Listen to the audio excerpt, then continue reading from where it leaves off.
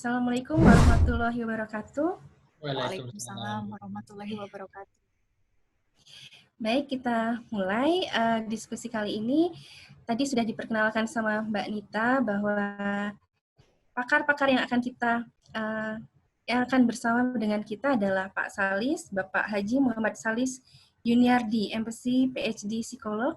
Beliau adalah dekan dari Fakultas Psikologi UMM Muhammadiyah Malang. Dan beliau ini adalah pakar dan suka mengkaji, meneliti, dan menelaah tentang masalah-masalah emosi dan spiritual. Mungkin kita batasi ya, nanti Bapak menyampaikan sekitar 20 menit, kemudian nanti dilanjut dengan Ibu Eliusra Ulfah, MPhil Psikolog. Beliau adalah dosen dari Fakultas Psikologi UIN Sultan Syarif Kasim Riau. Nanti beliau juga akan menyampaikan 20 menit, kemudian nanti baru ada termin tanya-jawab untuk peserta.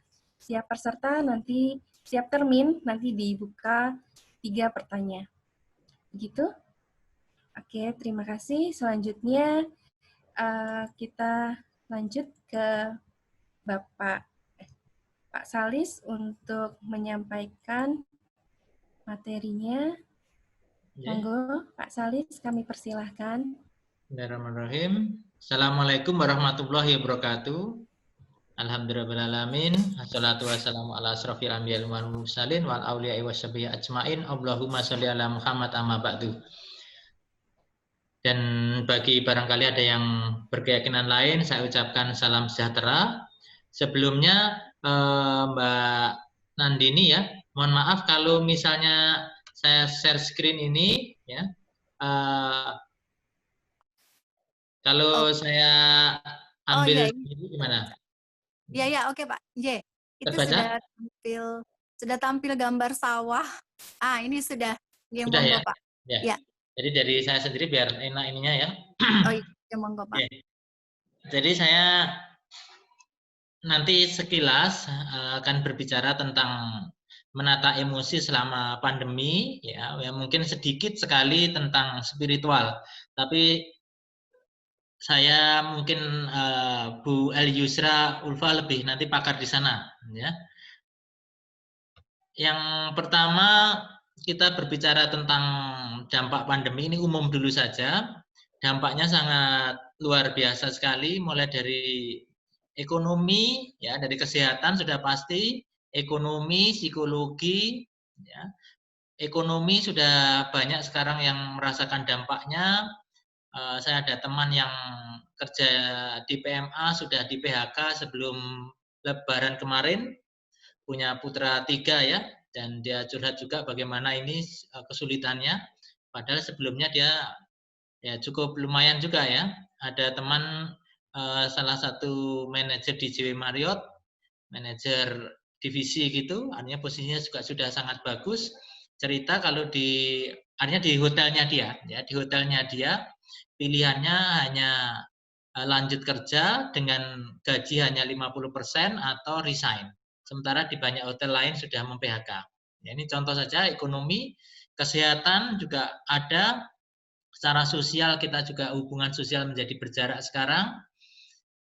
Dan secara psikologis sudah pasti yang akan kita bahas hari ini. Tapi secara lingkungan kita juga melihat ada dampak yang positif ya dari pandemi ini, di mana polusi udara, polusi air dan sebagainya, karena pabrik juga berhenti produksi, sepertinya kualitas lingkungan meningkat.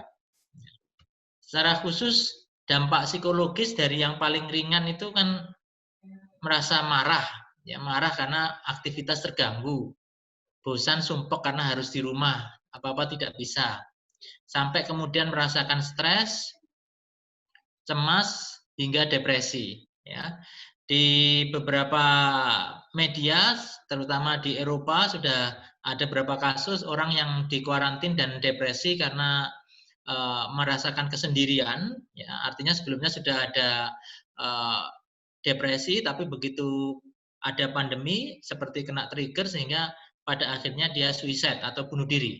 Ya, itu ada beberapa yang kita bisa ikuti dari Daily Mail dan sebagainya. Jadi memang dampak psikologisnya luar biasa sekali. Ya. Tapi juga ada yang merasa senang juga ya dengan pandemi ini ya. Semisal anak sekolah itu sepertinya senang juga ini dengan pandemi ya, bosen di rumah. Tapi lama-lama senang karena nggak harus ke sekolah, nggak harus bangun pagi ya. Saya kalau dengan anak saya katanya dia lebih senang seperti sekarang. Sampai saat ini, saya tidak tahu ke depan. Ya. Jadi secara umum ya literatur juga sudah mengungkapkan bahwa pandemi ini menyebabkan banyak orang yang mengalami gangguan mental, paling sederhana itu stres, cemas hingga depresi. Nah, sekarang pertanyaannya untuk orang Indonesia sendiri seperti apa ini ya? Apakah juga stres, cemas atau depresi? Ya. Coba ini kalau misalnya Bu Yunita sendiri kira-kira mengiranya gimana kita, Bu Yunita, pendapatnya? Kita stres, cemas atau depresi orang Indonesia ini secara umum? Kalau secara umum banyak yang stres, Pak. Lalu kemudian ada yang berubah. Ini berdasarkan kasus yang masuk ke kita juga ya, Pak. Jadi sekaligus mungkin kita menyampaikan kepada Bapak Ibu yang sudah bergabung. Jadi kalau yang masuk ke kita itu bervariasi, Pak, kasusnya. Ada yang hanya stres saja, tapi kemudian ada yang berkembang sampai menjadi cemas, bahkan ada 3 kasus depresi sampai percobaan bunuh diri, Pak Salis. Betul, betul. Ya. Jadi memang ada, jadi untuk di kita UMM itu dosen-dosennya terlibat dalam layanan konseling lewat MCC juga, ya, MCC ini. Kemudian juga lewat program sejiwanya HIMSI, yang jumlah kasusnya itu ternyata yang memanfaatkan 1000 lebih sudah. Ya, karena minggu kemarin kita ada acara dengan Pak Seger dan beliau selaku Ketua HIMSI menyampaikan 1180 kalau tidak saya salah ingat ya yang disampaikan. Jadi yang memanfaatkan memang banyak sekali. Kemudian teman-teman HIMSI Malang sendiri juga ada konseling, layanan konseling juga, dan kliennya memang juga hampir menyentuh 200-an orang ya kalau di total antara terkait dengan konseling COVID ataupun konseling terkait dampak asimilasi pembebasan napi. Karena kalau di HIMSI Malang ada 2 program konseling, yaitu konseling untuk kaitannya dengan asimilasi napi dan juga konseling yang terkait dengan COVID. Jadi memang yang mengalami stres dan cemas memang cukup besar juga ya. Dan ada ditemukan 1, 2, 3 kasus yang memang mengalami depresi. Semisal dia kehilangan keluarganya yang dalam waktu kurang dari seminggu yang sebelumnya sehat kena COVID, dalam waktu kurang seminggu sudah tidak ada. Sementara tidak bisa melakukan pemakaman yang selayaknya. Ini ya. Kalau stres cemas ternyata kasus yang dominan selain kasus ekonomi ya, terdampak secara ekonomi itu juga banyak yang klien kasus stres cemasnya karena stres harus jadi guru selama di rumah. Ya, karena anaknya tidak sekolah jadi harus guru. Jadi guru itu ternyata juga menimbulkan stres sendiri bagi orang tua ya. Kasusnya seperti itu. Jadi memang pandemi ini tidak bisa dipungkiri menimbulkan stres, cemas, dan depresi. Namun menariknya, ini kebetulan saya melakukan penelitian dengan teman di sini, di UMM, dan juga ada rekan dari Inggris. Kita kolaborasi data di sini dengan data di Inggris. Untuk data di Indonesia kita 458 yang kita peroleh sekarang. Jadi ini prosesnya masih berlanjut terus ya. Dengan mayoritas memang mahasiswa, tapi sebenarnya kita menyasar umum ya. Tapi mayoritas sekitar 76% memang mahasiswa. Yang menarik adalah nah ini saya tidak berbicara berdasarkan data konseling ya. Data konseling tadi kan ternyata yang konseling banyak juga yang stres. Dan itu sudah menunjukkan mereka stres makanya butuh konseling. Ini. Tapi secara masyarakat umum, datanya itu ternyata, ini kalau kita pakai norma dari alat ukur itu, kita pakai DAS ya, orang Indonesia tidak terlalu stres.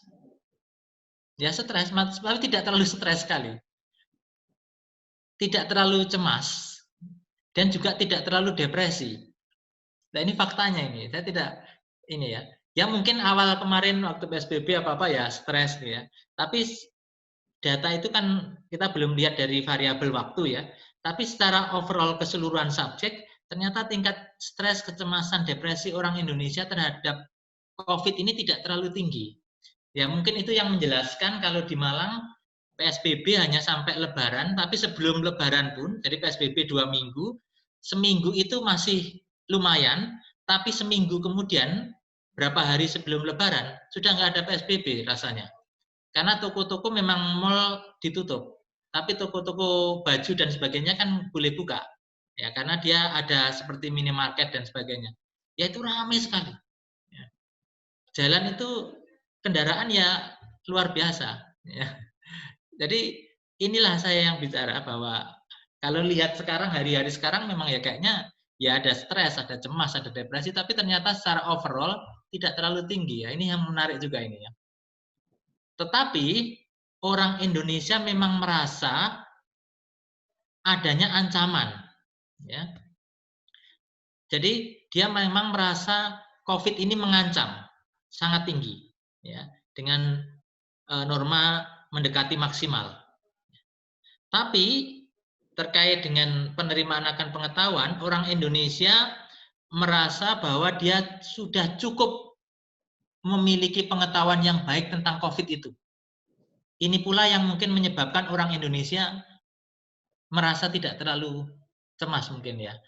Meskipun kita tidak bisa memastikan pengetahuannya itu benar atau tidak. Ya. Karena banyak juga orang yang meyakini bahwa COVID ini sebenarnya tidak beda dengan flu biasa. Ya. Tapi yang pasti dari sampel hampir 500 orang itu ternyata secara rata-rata responden mengatakan mereka cukup memiliki pengetahuan yang baik mengenai COVID. Dan mereka juga merasa cukup memiliki kemampuan untuk mengendalikan agar tidak kena COVID.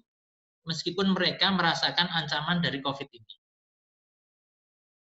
Dan secara overall, mereka tidak terlalu stres, tidak terlalu cemas, tidak terlalu depresi. Ya kehidupan dijalani seperti biasa saja. Nggak boleh keluar rumah ya, tidak apa-apa, 1-2 kali tetap keluar. Namanya pagi perlu cari sarapan, ya hari Minggu kemarin saya keluar itu ya ramai juga warung-warung juga ya. Yang saya tinggal di daerah Batu, yang sepedaan ya banyak sekali, bahkan jauh lebih banyak daripada hari-hari sebelum COVID. Dan tidak semuanya yang sepedaan di daerah Batu juga menerapkan protokol kesehatan. Ya. Ini yang terjadi. Ya. Sekarang kita berbicara apa itu emosi. Jadi kembali ke materi, orang Indonesia secara emosi ternyata tidak terlalu stres, ya, tidak terlalu ini ya. Tapi kalau kita berbicara tentang apa itu emosi, ada banyak penjelasan. Misalnya dari Albert Ellis ya, Cognitive Behavioral Therapy.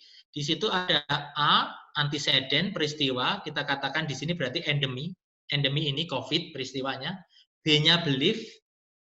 Dari belief itu muncullah konsekuensi, yaitu konsekuensi emosi, biologis, dan perilaku. Ya, ini. Jadi A-nya itu antecedent peristiwanya, yaitu pandemik. B-nya belief tentang pandemik, muncullah konsekuensi, emosi, biologis, perilaku. Dan kalau merujuk ke hasil penelitian tadi, di sini ada antecedent yaitu COVID, beliefnya masyarakat Indonesia merasa cukup memiliki pengetahuan dan cukup mampu mengontrol, konsekuensinya secara emosi mereka tidak terlalu cemas, tidak terlalu ada orang-orang terutama tadi kalau kita lihat data dari layanan konseling ya, konseling sejiwa, konseling HIMSI Malang ataupun konseling dari MCC sendiri ya, ternyata banyak juga yang cemas. Ini. Nah, nanti DE-nya itu kan dispute strategi terapinya dan E-nya adalah efek yang kita harapkan. Tapi kalau kita lihat dari sini, berarti emosi itu adalah bagian dari konsekuensi atas belief yang kita punya. Ketika saya melihat harimau, saya di situ belief bahwa harimau ini adalah teman yang baik, ya konsekuensinya secara emosi saya tidak akan merasakan kecemasan ataupun ketakutan. Ya, jadi emosi itu adalah hasil dari belief. Ini kalau kita pakai CBT. Tapi kalau kita pakai pendekatan psikologi kognitif, ya di situ sebenarnya hampir mirip. Ada proses pandemi yang kemudian kita terima. Jadi sensasi itu menerima proses, menerima informasi. Informasi lewat mata, kita baca berita, kita melihat keluarga kita ada yang sakit dan sebagainya. C, telinga ya, telinganya itu kita mendengar berita-berita ya. Kemudian istilahnya mulut kita bicara sama teman kita. Jadi informasi-informasi tentang pandemi itu masuk dan proses itu disebut sensasi. Nanti kemudian kita diolah oleh otak kita. Diolah oleh otak kita untuk kemudian kita beri makna. Apakah pandemi ini sesuatu yang membahayakan atau tidak? Pandemi ini sesuatu yang mengkhawatirkan atau tidak? Nah, itu proses itu disebut persepsi. Prosesnya terbagi dua. Nah, ini sedikit pengetahuan ya. Karena kebetulan ada mahasiswa saya yang ikut, jadi saya bilang nanti saya nerangkan sedikit tentang neuroscience-nya. Jadi proses sensasi itu masuk ke otak, bergerak dua jalur. Jalur pertama itu lari ke neokorteks atau otak besar. Ini berusaha untuk menangkap fakta-fakta.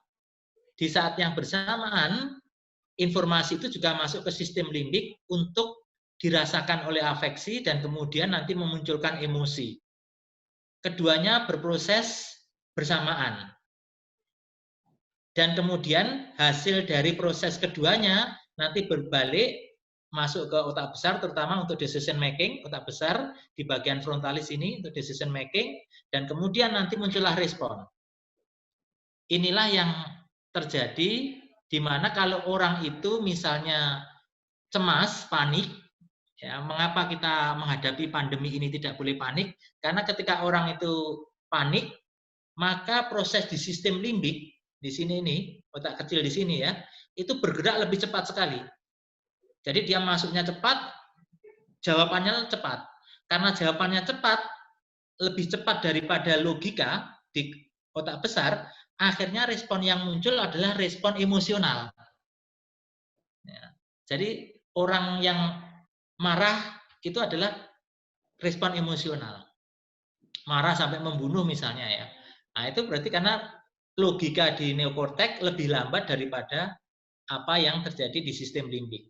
Prosesnya seperti itu. Jadi harusnya normalnya keduanya beriring sehingga respon kita terhadap suatu peristiwa itu di situ ada logikanya, juga ada unsur afeksi emosinya.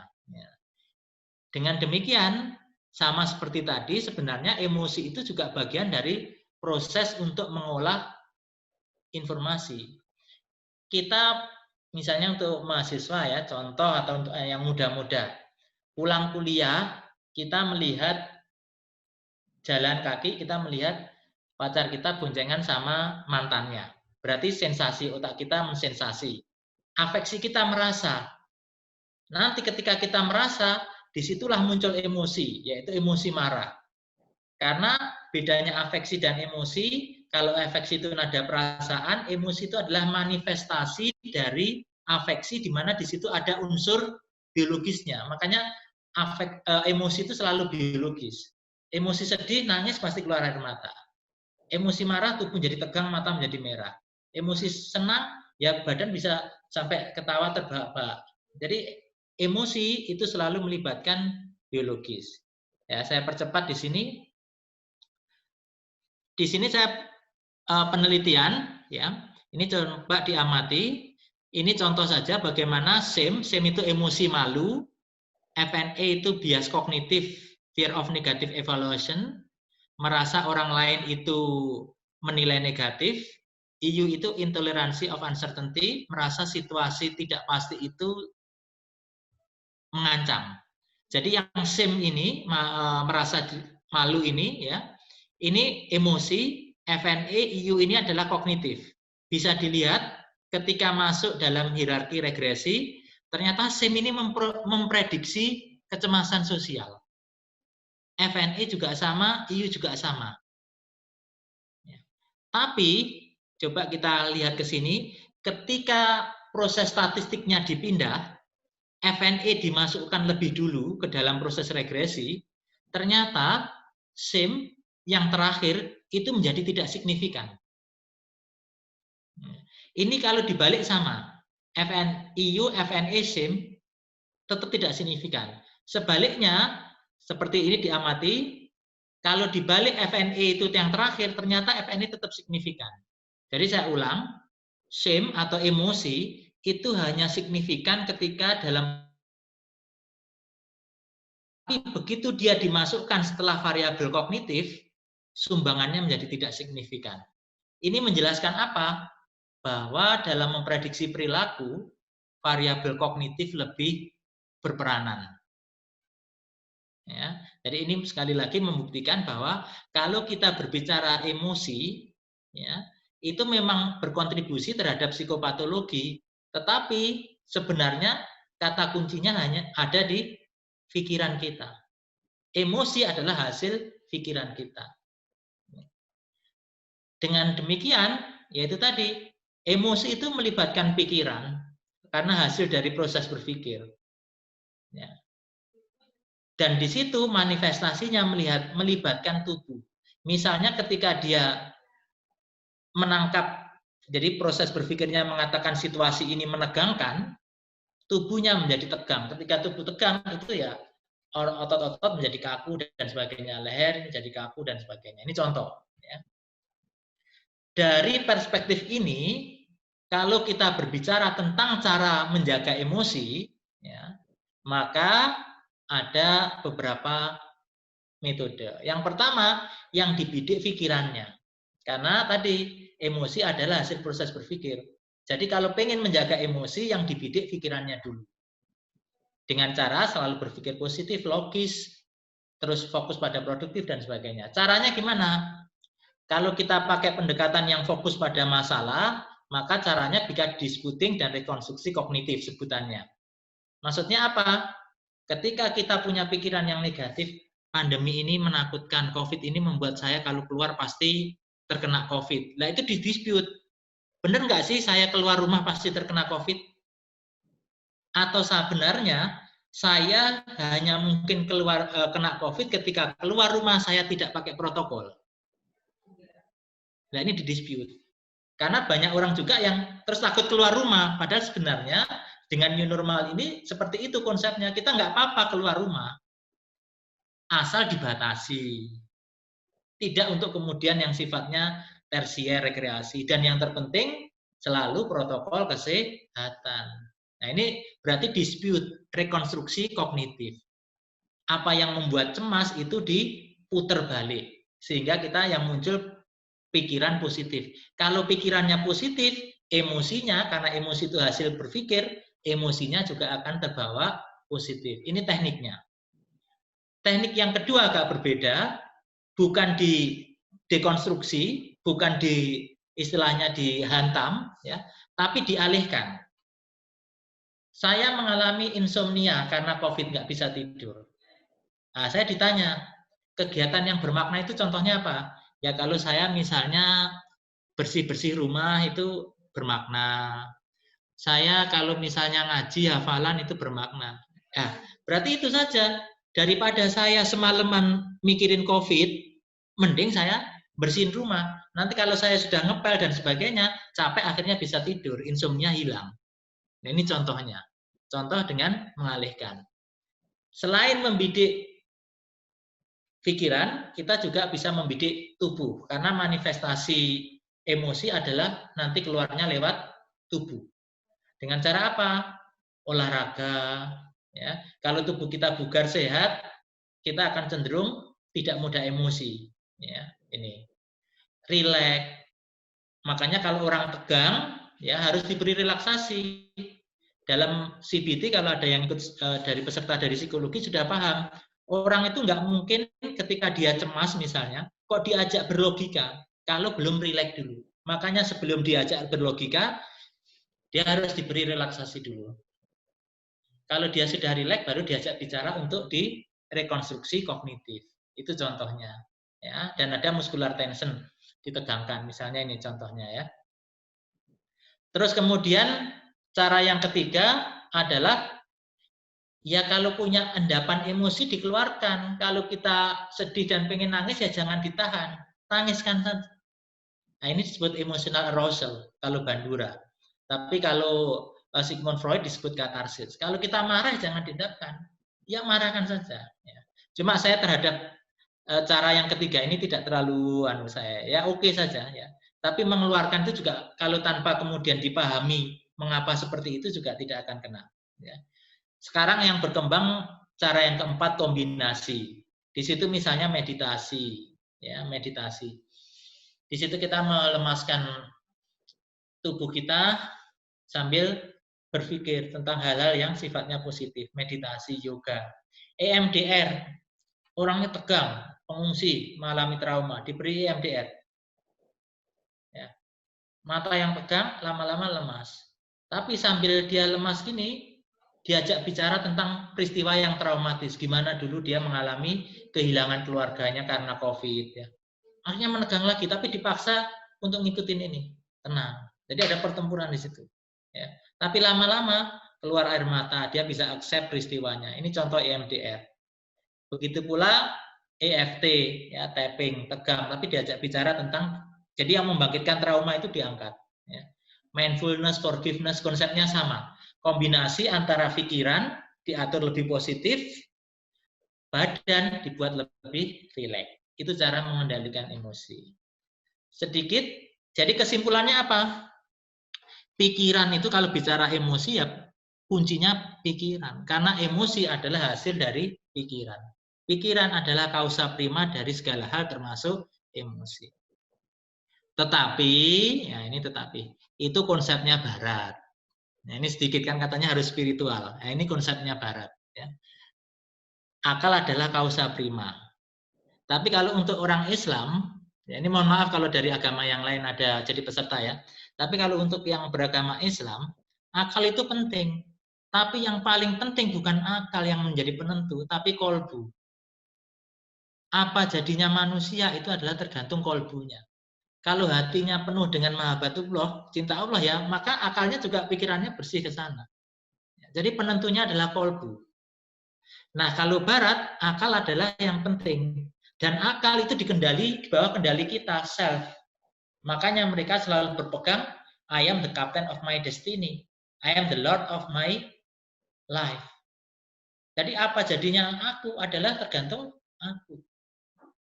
Ini barat. Tapi kalau orang Islam, bukan akal yang menentukan, tapi hati. Persoalannya, hati itu bukan milik manusia. Hati itu milik Allah, kalau pemahamannya Islam. Yang bisa membolak-balikkan hati itu bukan manusia. Yang bisa membolak-balikkan hati adalah Allah. Saya nggak perlu bicara ayatnya ya, karena waktunya 20 menit dan ini kan bukan pengajian agama. Ya. Nih, jadi yang punya kolbu itu adalah milik Allah. Sehingga proses terapinya, bagaimana kalau kita mengalami kondisi emosi yang negatif karena pandemi, ya kita ikuti terapi ala Islam. Cara pertama apa? Untuk preventif, ini cara pertama untuk preventif. Kita harus selalu berdoa, ya muqallibal qulub tsabit qalbi ala dinik wa atik. Semoga kita jadi orang-orang yang hatinya selalu penuh dengan cinta pada Allah. Sehingga kita berdoa agar Allah selalu menjaga kita, membuat hati kita selalu tenang. Jadi orang Islam itu tidak bicara happy, tapi bicara descent, berbicara tentang ketenangan. Konsep Islam. Ya, kalau psikologi positif berbicara tentang happiness, well-being nanti kaitannya happiness. Ya. Terus ini saya percepat karena waktunya juga pendek. Bagaimana kalau mengalami emosi negatif? Nah, ini kan sifatnya yang nomor satu ini kan pencegahan. Tapi bagaimana kalau kita sudah mengalami emosi negatif? Marah, sedih, ya, khawatir berlebih. Itu semua kalau dalam Islam disebut penyakit hati. Ya. Dan obatnya penyakit itu adalah istighfar. Ini yang anehnya di Islam itu seperti ini. Kadang nggak logis ya. Untuk logika manusia dunia. Kita marah sama orang, misalnya, ya kita nggak suka dengan Pak Jokowi. Kita marah karena keluarga kita meninggal karena COVID dan menganggap Pak Jokowi terlambat gini-gini, marah. Tapi kalau di Islam, langkah pertama adalah disuruh istighfar. Sama, saya marah sama teman. Tapi kalau kita mau ngobatin hati kita yang marah, disuruh istighfar. Saya sedih, barang saya hilang, dicuri orang. Tapi kok malah disuruh istighfar? Istighfar itu kan saya minta maaf pada Allah. Artinya kan saya merasa diri saya yang salah. Nah ini anehnya ini. Jadi kita bukan malah menyalahkan orang, kita malah minta Allah maafkan kita, karena sebenarnya apa yang terjadi pada hari ini sehingga kita emosi buruk peristiwa itu tidak lepas dari barangkali dosa kita. Nah, ini disebut istighfar. Ya. Tahapannya disebut tahali kalau menurut menurut Al-Ghazali, proses pensucian hati. Ya, tahap kedua setelah istighfar apa? Setelah tubuh ini dibersihkan, hati ini dibersihkan, ya ikuti petunjuk Allah lah. Gimana caranya biar emosi ini selalu positif. Ya. Selain tadi berdoa ya, berdoa karena yang punya hati kan Allah. Ya. Misalnya apa? Di hadis sudah dijelaskan kalau kita marah suruh pindah posisi dari duduk berdiri. Nah, ini kan sebenarnya psikologi tadi. Body. Emosi muncul dalam body. Jadi ketika kita bergerak, tubuh menjadi ada pergerakan menjadi lebih rileks. Jadi sebelum ada psikologi, Islam sudah menjelaskan ini. Ya, nggak perlu muscular tension, nggak perlu tapping. Ya kalau sudah berdiri aja. Kalau marahnya pas berdiri ya sekarang duduk. Kalau perlu apa? Nggak bisa hilang, ambil wudhu. Ketika ambil wudhu segar tubuh. Ya. Tetap nggak bisa hilang sholat. Nggak bisa hilang baca Quran. Ya ini terapinya kalau dalam Islam. Ya. Jadi bukan dengan terapi mindfulness, menata hati, latihan makan biskuit pelan-pelan kita rasakan setiap gigitan, bukan begitu. Atau terapi-terapi model holistik, meluk pohon, ya, merasakan kedekatan dengan alam, ya, enggak begitu kalau dalam Islam. Ya pindah posisi, wudhu, sholat. Loh, sholat itu loh gerakan. Ya. Di situ ada mindnya ada, ya kan? Fisiknya ada, sudah lengkap semua. Ya. Nah, ini disebut bagian dari tahali, pengembangan. Tahap ketiga, tahap keempat, ya, dengan memperbanyak kebaikan. Jadi ya jangan hanya ikut ini. Kalau kita emosi negatif, perbanyak kebaikan. Ya Islam memang semuanya berkebalikan. Kita di saat ekonomi sulit, atau mungkin ada keluarga yang sakit sementara uang sebenarnya juga pas-pasan, perintahnya malah disuruh memperbanyak sedekah. Nah, ini memperbanyak kebaikan. Bagian dari empowering. Ini psikologi positif ini sebenarnya. Kalau psikologi sekarang nyebutnya empowering. Di kita tahali. Ya, tapi empowering, fokus strength tidak bisa kita lakukan kalau kita belum tahali, penyucian nanti. Ini yang tidak ada di psikologi positif. Ya. Kalau itu sudah kita lakukan semua dan kita terus-menerus kembali ke tadi, ya muqallibul qulub sabit qalbi ala dinik dan memperbanyak istighfar terus, nanti kita akan lama-lama pada tahap tajali, penemuan diri kita. Siapa sebenarnya kita? Kalau kita ini ternyata tidak lebih dari hamba Allah yang tugasnya ibadah, dan yang kedua kita itu khalifah yang harus menjaga agar kebaikan itu terus ada di muka bumi. Kalau sudah begitu hidup tenang. Kalau sudah tenang, ya berarti masalah emosi tidak ada. Karena bagi orang beriman itu semuanya adalah kebaikan. Termasuk COVID ini ya selalu ada hikmah di baliknya. Karena itulah keyakinan. Berangkatnya dari belief. Ya. Saya rasa itu saja. Saya sedikit bicara tadi. Ada psikologinya, ada psikologi Islamnya. Semoga sudah nyangkut-nyangkut ke spiritual. Terima kasih. Assalamualaikum warahmatullahi wabarakatuh. Waalaikumsalam warahmatullahi wabarakatuh. Terima kasih kepada Pak Salis ya yang sudah menyampaikan, dan ini sangat menarik sekali buat kita semua bahwa emosi itu pusatnya adalah dalam pikiran. Semuanya bersumber dari pikiran. Kalau barat. Kalau barat. Ya, kalau barat. Namun di Islam kita menjelaskan lagi tadi Pak Salis menjelaskan bahwa ternyata itu bersumber dari hati. Kadang kita harus perlu mengingat Allah, kemudian istighfar untuk bisa mensucikan hati kita, kemudian kita mengikuti petunjuk Allah dengan beribadah, sholat, puasa, kemudian akhirnya kita melakukan perbaikan, melakukan berbuat baik, itu juga bisa membuat kita lebih mengenal, lebih dekat tentang diri kita sendiri. Jadi di sini ada pergeseran, gitu ya. Awalnya dari Barat, sebenarnya Islam juga sudah, cuman kita mengembalikan lagi nih, dulu prosesnya seperti apa, kita kembalikan lagi, kita kaji lagi tentang masalah Islam. Jadi Islam juga sudah menjelaskan tentang masalah psikologi manusia, permasalahan manusia ada di dalam Islam sebenarnya. Oke, selanjutnya kita ke pemateri selanjutnya, yaitu Ibu El Yusra Ulfah, MC Psikolog, dosen dari Psikologi UIN Sultan Syarif Kasim Riau. Kepada Ibu Ul Yusra, El Yusra, monggo dipersilahkan. Ya, tidak terdengar. Ada kendala atau bagaimana, Mbak El Yusra? Suaranya tidak terdengar, Kecil, Mbak El Yusra? suaranya kecil. Kecil sekali. Atau mungkin tidak pakai headset ya? Mungkin seperti saya tadi, terkendalanya di headset. Mungkin. Iya. Halo, Assalamualaikum. Ya, ini Ya, sudah oke. lebih jelas. Silakan, Bu. Oke. Assalamualaikum warahmatullahi wabarakatuh. Alhamdulillahillazi an'amana bi ni'matil iman wal islam wa anzalal Qur'an hudal linnas wa bayyinatin minal huda wal furqan. Asyhadu an la ilaha illallah wahdahu la syarikalah wa asyhadu anna Muhammadan abduhu wa rasuluh la nabiyya ba'dah. Amma ba'du. Yang sama-sama kita hormati Bapak Dekan Universitas Muhammadiyah Malang, Pak Salis. Salam kenal, Pak. Alhamdulillah tadi sudah memaparkan materi mengenai emosi, perspektif Islam, Barat dan juga Islam.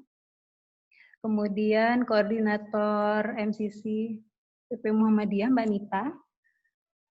Kemudian terima kasih kepada moderator yang telah memberikan waktu kepada saya untuk presentasi.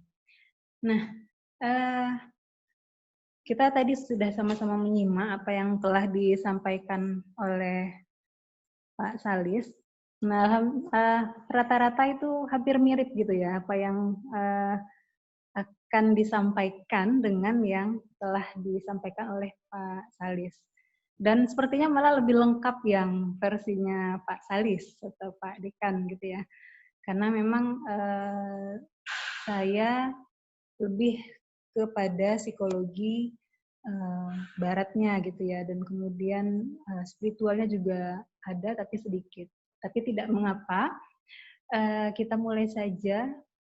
Ketika kita bicara mengenai strategi mengelola emosi dalam menghadapi pandemi COVID-19, maka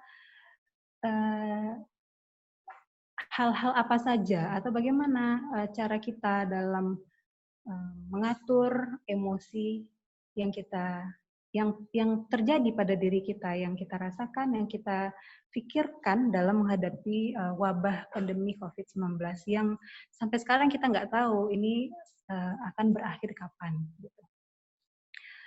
Nah, tentu sebelum itu kita mesti tahu dulu apa itu emosi. Tadi sudah dijelaskan juga bahwa emosi ini menurut Goleman, emosi itu merujuk pada satu perasaan dan pikiran-pikiran yang khas. Kemudian suatu keadaan biologis dan psikologis dari serangkaian kecenderungan untuk bertindak. Jadi memang inti dari emosi itu ya ada di pikiran dan juga di perasaan seseorang atau individu itu sendiri.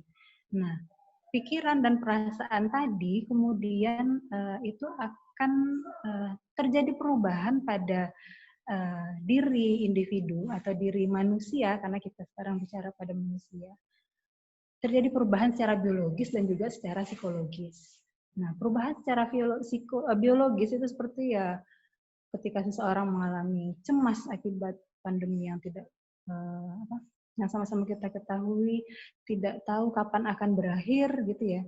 Maka secara tidak langsung kemudian akan muncul mungkin perasaan was-was, takut, kemudian takut atau cemas ketika ingin keluar rumah gitu ya. Kemudian juga sehingga dari perasaan tadi atau pikiran-pikiran tadi kemudian mengakibatkan seseorang kemudian cenderung untuk selalu bertindak, apakah itu fight atau flight gitu ya. Tetap bertahan menghadapi pandemi atau wabah pandemi ini atau menghindar gitu.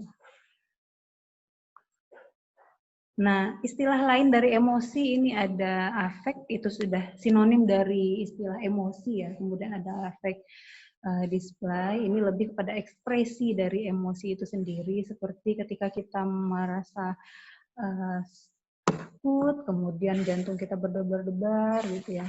Kemudian ekspresi wajah kita ketika marah, mata kita melotot gitu ya. Itu efek display. Kemudian sifat. Nah, sifat ini merupakan kembali kepada karakter dari si individu itu ketika dia mengalami pikiran dan perasaan. Kemudian istilah sinonim lainnya adalah dari emosi adalah perasaan, dan terakhir adalah mood gitu ya. Yang mood itu bisa bereaksi, berespon dengan cepat. Nah, ini ada bentuk-bentuk dari emosi. Nah, kita perlu mengenali dari bentuk emosi itu sendiri. Ada emosi dasar manusia menurut Ekman dan Frances, itu ada 6 emosi dasar manusia: marah, takut, sedih, bahagia, kemudian jijik, kemudian terkejut. Itu adalah emosi dasar dari manusia yang setiap kita memiliki emosi dasar tersebut.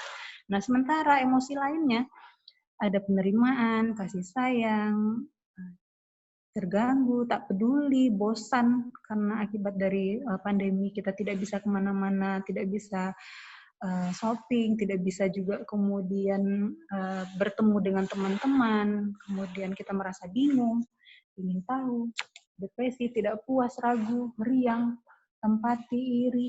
Nah, ini adalah emosi lain yang merupakan gabungan dari emosi dasar manusia. Jadi dari 6 emosi dasar manusia tadi, marah, takut, sedih, bahagia, jijik, kemudian terkejut, itu nanti bisa memunculkan emosi lainnya. Gitu. Termasuk juga frustasi, merasa kesepian juga dari hasil konseling online. Jadi kami di UIN Sultan Syarif Qasim itu melakukan konseling online. Jadi di antara klien yang konsultasi kepada kita itu ada yang kemudian dia akibat dari pandemi ini dia merasa kesepian. Nah, ini kliennya adalah siswa SMA. Nah, klien ini merasa kesepian karena biasanya dia bersama-sama dengan temannya, namun karena pandemi wabah COVID, jadi dia tidak bisa bersama dengan temannya. Jadi dia merasa kesepian. Kemudian merasa menderita karena memang tidak bisa kemana-mana gitu ya, dan beberapa emosi lainnya. Nah, ini berbagai penelitian psikologis mengenai emosi tadi juga sudah disinggung oleh Pak Salis. Pertama, teori somatik, teorinya James Lang. Nah, ini perubahan situasi menyebabkan terjadinya perubahan pada kondisi tubuh. Nah, perubahan kondisi tubuh inilah kemudian yang mengakibatkan munculnya emosi. Jadi, menurut teori ini bahwa ketika kita merasa takut kepada harimau, kemudian reaksi yang timbul dari tubuh kita adalah tubuh kita gemetaran ketika berhadapan dengan harimau. Kemudian maka muncullah emosi takut gitu ya. Jadi ada terjadinya perubahan situasi sehingga terjadi perubahan itu pada kondisi tubuh gitu ya. Nah, ini berbeda dengan teori somatik tadi, teori non-verbal ini malah bertentangan. Jadi malah situasi tertentu itulah yang mendorong munculnya emosi dan mengaktifkan perilaku tertentu pada individu. Jadi ketika seseorang merasa takut, maka dia akan memunculkan situasi ketika dia bertemu dengan binatang buas gitu ya. Kemudian itu memunculkan emosi dia untuk berlari atau menghindari dari binatang buas tadi. Nah, sementara teori yang ketiga adalah teori kognitif. Nah, ini kombinasi dari rangsangan fisiologis dan interpretasi dari kognitif yang mengakibatkan munculnya emosi. Jadi, menurut teori kognitif, emosi itu tidak muncul hanya karena terjadinya perubahan pada kondisi tubuh seseorang, tetapi juga ada interpretasi kognitif yang mengakibatkan munculnya emosi. Seperti kalau kita tahu bahwa binatang buas itu berbahaya, maka secara kognitif maka kita akan berusaha untuk menghindari dari binatang tadi. Nah, ini ketika kita bicara terkait dengan emosi yang identiknya, yang paling seringnya adalah kaitannya adalah dengan otak gitu ya. Karena otak bentuknya kecil tapi fungsinya sangat besar. Otak manusia yang ketika baru lahir itu mungkin beratnya hanya sekitar 350 gram. Kemudian terus tumbuh dan berkembang ketika seorang anak sudah berusia sekitar 1 tahun, maka berat otaknya mulai bertambah sekitar 1 kilo atau 1000 gram. Kemudian ketika sudah dewasa, seperti kita, terjadi pertumbuhan dan perkembangan otak, itu kira-kira berat otak kita adalah sekitar 1,4 atau 1,3 kilogram. Nah, di otak, yang beratnya dari proporsional tubuh kita sekitar 1,3 atau 1,4 kilo tadi, ternyata meskipun beratnya tidak terlalu berat dibanding berat tubuh kita yang lain, tapi itu ternyata sangat otak itu bisa mempengaruhi pada perilaku manusia. Nah, otak yang merupakan sistem saraf pusat dari manusia atau individu yang bicara salah satu bahagian dari area otak yang berkaitan dengan emosi adalah pada bagian sistem limbik. Dan yang mengatur semuanya itu adalah pada amigdala. Nah, mungkin di gambar itu bisa dilihat yang warna apa ya, yang ada tulisan amigdala, warna hijau toska ya. Amigdala ini sudah terbentuk sejak kita lahir, jadi sudah ada. Dan amigdala ini berfungsi seperti pedal gas dalam kendaraan. Jadi ketika amigdala ini aktif, maka kemudian hipotalamus juga aktif, itu dapat menghasilkan kortisol, hormon kortisol. Hormon kortisol ini adalah hormon stres gitu ya. Nah, ketika hormon stres masuk ke dalam darah dan kemudian jantung, sehingga terjadi vasokonstruksi. Jadi ketika terjadi reaksi fisiologis seperti tangan kita merasa dingin, keringatan, jantung berdebar, dan lain-lain. Nah, ini merupakan salah satu bentuk dari cemas atau takut ataupun marah dan sebagainya. Nah, respon dari amigdala ini adalah cepat gitu ya. Jadi reaksi yang kemudian akan kita lakukan ketika amigdala ini aktif adalah fight or flight gitu ya. Kita akan tetap menghadapinya, bertahan atau menghindar.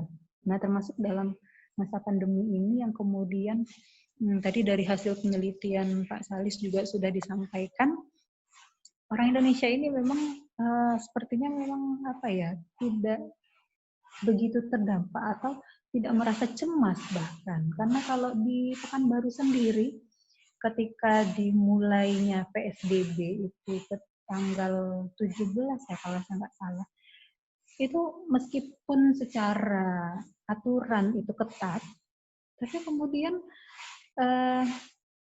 ketika saya keluar rumah untuk membeli kebutuhan sehari-hari, ternyata masih banyak gitu ya, masih banyak masyarakat yang tetap berada di jalanan, atau dalam artian jalanan itu memang tetap ramai gitu. Nah, kalau zaman sekarang sudah new normal gitu ya, memang keluar rumah itu sebenarnya tidak ada masalah, tapi yang penting kita tetap menjaga protokol dari kesehatan, tetap pakai masker, kemudian selalu cuci tangan gitu ya. Nah, saya kira memang ketika cemas itu mungkin memang tidak terjadi pada masyarakat kita, tapi pada sebagian orang ada juga yang memang terjadi. Seperti ada beberapa teman itu di kampus yang selalu membawa hand sanitizer ke kampus, kemudian ketika tidak mau menggunakan pena gitu ya, pena, atau mungkin tidak mau sangat protektif gitu ya dengan kesehatan, apalagi pada individu yang sudah berumur gitu ya, karena memang secara fisik kalau terjangkit penyakit atau virus berarti itu akan sulit untuk dibantu gitu ya. Nah, jadi reaksi itu fight atau flight gitu. Nah, selain itu pada korteks frontal tadi juga sudah disampaikan oleh Pak Salis. Pak Salis itu otak depan. Nah, mungkin saya boleh cerita sedikit bahwa otak manusia itu ada bagiannya. Ada otak depan, frontalis, lobus frontalis, otak belakang, lobus occipitalis, kemudian lobus parietalis di ubun-ubun, dan kemudian temporalis. Lobus temporalis itu di kiri dan kanan. Nah, amigdala, pusat pengatur emosi tadi, itu posisinya sekitar di lobus temporalis, gitu ya, di dalam lobus temporalis. Jadi ketika seseorang mengalami emosi, maka ada kaitannya antara pada korteks frontal atau lobus frontalis dengan temporalis. Pada titik-titik tertentu di bagian otak. Jadi kan jaringan otak itu sangat banyak sekali ya, ada 100 miliar kalau saya nggak salah sel otak gitu ya. Kemudian pada titik-titik tertentu itu juga mempengaruhi pada emosi seseorang. Nah, untuk kalau pada manusia, nah ini mungkin bisa kita lihat yang bagian merah itu, sinar merah itu merupakan amigdala kita. Jadi kalau dari samping posisinya yang sebelah kiri, dan kemudian kalau dari depan itu posisi amigdalanya bisa kita lihat ya, ada dua gitu ya, ada yang sebelah kanan dan ada juga sebelah kiri. Gitu. Jadi yang mengatur emosi seseorang itu pusatnya adalah di amigdala. Ketika ada seseorang yang kemudian amigdalanya rusak, maka otomatis secara emosi dia akan sulit untuk mengatur emosinya. Nah, ini strategi mengelola emosi menghadapi pandemi COVID-19. Nah, ini juga mungkin hampir sama dengan Pak Salis tadi ya. Poin pertama adalah positive thinking. Kita mestilah berpikir positif. Apapun yang terjadi, ini kita ambil hikmahnya gitu ya. Ada nilai positif yang kemudian terjadi akibat dari pandemi COVID-19 ini. Yang itu bisa kita rasakan dalam kesehari-hari gitu ya. Pertama dari segi hubungan di keluarga kita, yang hubungan orang tua dengan anak, yang biasanya orang tua sibuk bekerja, anak juga kemudian sibuk sekolah, bermain. Nah, ketika pada pandemi COVID-19 ini, semua aktivitas mesti dilakukan di rumah, gitu ya. Maka otomatis komunikasi antara anggota keluarga itu cukup intens, sehingga kita mengambil nilai positifnya. Oh, pandemi COVID itu kemudian membuat kita lebih dekat dengan keluarga kita. Itu kita ambil positifnya, gitu ya. Kemudian yang kedua, emotional intelligence itu adalah kecerdasan emosi. Bagaimana kemudian kita mengetahui, mengenal, dan kemudian mengelola emosi kita. Karena kecerdasan emosi seseorang itu ternyata juga sangat berpengaruh dalam kehidupan, gitu ya. Jadi tidak hanya cerdas secara intelektual saja, tapi kita juga mesti cerdas secara emosional. Nah, ini teorinya Goleman ya, tapi sebelumnya sudah ada beberapa tokoh psikologi yang bicara tentang kecerdasan emosi dan juga kecerdasan sosial sebelumnya. Artinya adalah ketika kita tahu bahwa kita sedang merasa cemas dengan adanya jantung kita berdebar-debar, kemudian muncul keringat dingin, gitu ya. Maka kemudian kita mesti tahu, oh kita lagi cemas, oh kita lagi marah, kita lagi bosan. Maka apa langkah yang harus kita lakukan, gitu. Tentu saja mengelola emosi atau perasaan kita tadi. Nah, kemudian berikutnya adalah relaksasi. Tadi juga sudah disampaikan oleh Pak Salis ya. Kita mesti merilekskan. Dalam teorinya relaksasi itu ada relaksasi otot dengan menegangkan otot-otot kita, otot tangan, otot kaki, otot pundak dan sebagainya. Nah, kemudian kita lepaskan atau kita rilekskan gitu ya. Jadi ada relaksasi otot, ada relaksasi pernafasan. Nah, yang paling gampang ya relaksasi pernafasan. Kita menarik nafas melalui hidung, kemudian kita tahan dan kita hembuskan melalui mulut. Kita lakukan berulang-ulang sehingga kita merasa nyaman atau merasa rileks dengan melakukan itu. Yang ketiga adalah relaksasi imagery dengan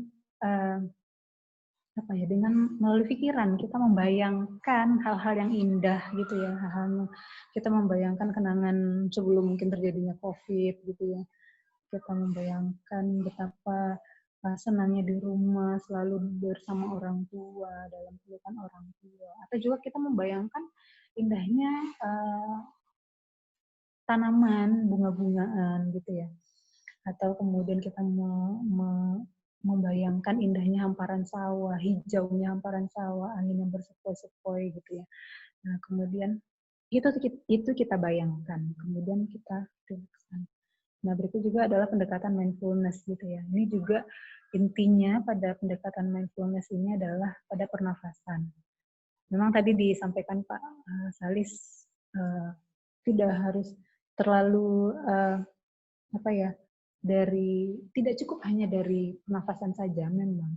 Tapi setidaknya ketika kita merasa cemas, otomatis otot tubuh kita atau anggota tubuh kita akan merasa tegang. Nah, salah satu caranya adalah dengan merilekskan dan juga dengan membuat kondisi tubuh kita menjadi nyaman. Jadi mindfulness itu kita membuat pikiran kita menjadi tenang, nyaman dengan mencoba untuk mengatur nafasan kita. Kemudian selain itu kita juga mesti acceptance gitu ya, kita menerima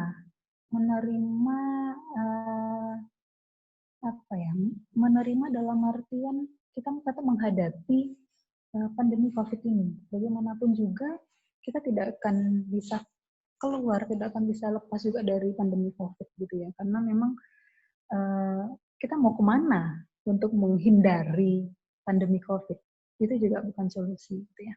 Nah, berarti kita harus menerima, kalau dalam bahasan religiusnya atau spiritualnya adalah kita pasrah. Kita pasrahkan semuanya kepada Allah, kepada Tuhan atas apa yang terjadi. Dengan selalu berpikiran positif bahwa semua ini akan segera berlalu dan semuanya akan baik-baik saja. Nah, terakhir dalam mengelola emosi itu adalah the power of prayer. Ini adalah kekuatan doa, gitu ya. Kekuatan doa. Bagaimanapun pada umat apapun, Islam, Kristen, Hindu, Buddha, dan sebagainya, kita semua sama-sama menghadapi pandemi COVID-19. Maka hal yang paling utama yang mesti kita tetap pegang teguh adalah the power of prayer, gitu ya, kekuatan doa, gitu. Jadi bagaimanapun kita harus selalu berdoa kepada Allah bahwa semoga cobaan ini segera berakhir. Kita selalu berdoa kepada Allah, semoga lingkungan kita, bumi ini menjadi lebih cerah gitu ya, lingkungannya menjadi lebih sehat gitu ya. Nah, di samping tadi sudah disampaikan oleh Pak Salis tadi, bagaimana kemudian kita mesti beristighfar ketika mungkin marah gitu ya, marah melanda, kemudian kita emosi, kemudian kita mesti selalu beristighfar, astagfirullah. Itu dalam versi Islamnya. Dan kemudian tentu saja dengan selalu berbuat baik atau bersedekah. Karena dengan bersedekah itu akan membuat emosi kita menjadi lebih nyaman. Kita bisa merasakan kesedihan orang lain yang di PHK. Termasuk teman saya juga ada yang cerita dia sangat kesulitan ekonomi karena diputus kerja dari perusahaan tempat dia bekerja gitu ya, dan kemudian mengadu kepada kami gitu. Nah, artinya di sini bahwa ada kekuatan yang sangat dahsyat, yang maha dahsyat, yaitu Tuhan ataupun Allah gitu ya. Maka dengan berdoalah, maka kemudian kita bisa mengelola, kemudian juga mengatur emosi kita. Mungkin demikian saja yang dapat saya sampaikan. Mohon maaf atas segala kesalahan. Dikembalikan lagi kepada Mbak Nandini. Terima kasih. Assalamualaikum warahmatullahi wabarakatuh. Terima kasih Ibu Eli Yusra. Jadi tadi yang disampaikan beliau adalah bagaimana kita strategi untuk mengatasi emosi ya, dan spiritual adalah dengan positive thinking, kemudian kita mengelola bagaimana kecerdasan emosi kita, kemudian kita bisa melakukan relaksasi, lalu ada proses penerimaan, dan yang terpenting adalah dengan kekuatan doa. Gitu. Mungkin dari sini kita buka termin pertama. Di sini sudah disampaikan oleh Ibu Yundita Putri ya. Maaf, yang pertama adalah Ibu Indah Korotul Aini dari SMA Muhammadiyah. Mau langsung disampaikan nggak apa-apa, Bu Indah? Atau mau disampaikan secara langsung, silahkan.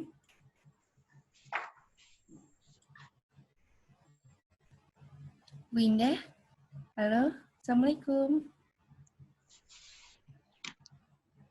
Ya, pertanyaan dari Bu Indah adalah, mohon maaf, bagaimana sikap kita menghadapi orang-orang yang menganggap remeh dengan pandemi ini? Bagaimana sikap kita menghadapi orang-orang yang menganggap remeh dengan pandemi ini? Mungkin dari Bapak Salis, mungkin bisa mencoba menjawab pertanyaan dari Mbak Indah. Monggo, Pak Salis. Terima kasih untuk pertanyaannya Bu Indah Kuratul Aini. Ini dari mana ini ya? SMA Muhammadiyah mana ini? Ya. Dari SMA Muhammadiyah. Ada kota mananya ya? Iya. Ya sebenarnya ini pertanyaan sama kan, bagaimana kalau kita menghadapi orang yang tidak mau sholat. Ya memang harus kita sampaikan informasi yang benar. Ya. Jadi pada orang-orang yang dia tahu, ya. Nah ini sudah ada yang menjawab ini ya. Nah, kita ya memang harus memberi informasi yang benar, ya. Kadangkala kita tidak perlu menasihati dalam konteks kamu harus begini, begini, tidak harus ya. Karena kadang orang itu kalau dinasihati kamu harus begini itu, kata harus itu malah membuat kita ingin bertindak sebaliknya. Ya, kenapa? Karena kata harus itu memberi beban. Kamu harus belajar. Itu berarti kita memberi beban dia. Dan namanya orang diberi beban itu membuat kita menjadi tidak nyaman. Jadi kalau orang diperintah harus, itu biasanya yang terjadi malah sebaliknya. Lebih baik kita paparkan informasi-informasi tentang sebenarnya bagaimana COVID ini. Dan penyampaian informasi itu tidak lelah kita berikan. Kita tidak perlu, tapi memang harus diperhatikan ya. Kalau pada tataran yang paling mudah, ya kita berikan pada keluarga kita paling dekat lah. Karena kalau misalnya pada grup alumni SMA ya, tidak semuanya sepemikiran kita. Ya 1-2 kali kita sampaikan informasi. Ya. Atau kita punya grup RT, ya tidak semuanya kan sepemikiran dengan kita. Tapi yang paling penting adalah kita sampaikan informasi apa yang benar tentang COVID ini, bahwa yang namanya COVID ini fakta. Ya, bagaimana sekarang dokter-dokter itu berjuang, kemudian bagaimana kita tetap harus perlu protokol kesehatan, karena kalau tidak bepergian keluar kota ya dan sebagainya, itu juga ternyata banyak kasus akhirnya terkena COVID, dan terkena COVID bisa seperti ini. Jadi tidaklah kita sampaikan informasi tanpa harus menasihati atau menjadi guru. Dan yang terpenting harus kita mulai dari keluarga kita sendiri. Kalau di keluarga kita sendiri sudah oke, ya nanti semoga itu menjadi teladan bagi orang-orang di sekitar kita. Jadi dari lingkaran terdekat dulu. Tetapi secara khusus kalau kita berbicara konteks Indonesia, saya beberapa kali diminta berbicara tentang COVID ini juga mengatakan bahwa orang Indonesia itu tingkat power distance-nya tinggi juga. Artinya dia kecenderungannya untuk menghargai otoritas tinggi. Dengan kata lain, namanya role model dari pemerintah, dari orang-orang yang kita hormati itu juga penting. Ya, dan inilah yang kita harapkan ya. Kalau misalnya orang yang kita anggap itu pimpinan, baik di level pemerintahan ataupun kalau di sekolahan ya berarti kepala sekolah kok tidak memberi contoh, atau kita sebagai guru ke murid-murid kita kok kita sendiri tidak menjadi contoh. Misalnya masa pandemi gini kita pasang foto sedang lagi pesiar di mana atau sedang naik motor berdiri tanpa masker atau gimana. Itu kan juga sudah jadi contoh yang tidak baik.